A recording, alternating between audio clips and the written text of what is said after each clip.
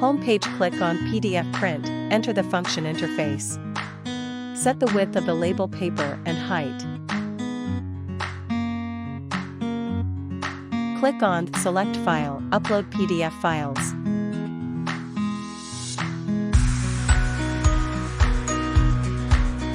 Click on the Crop and Split, can be cutting and division of PDF pages.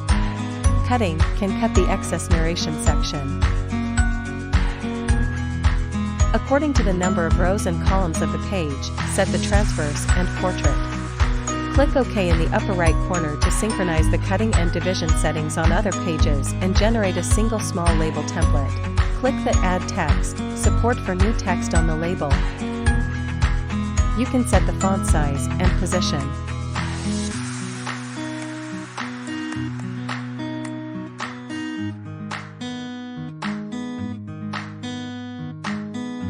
The content of the support full and equal ratio.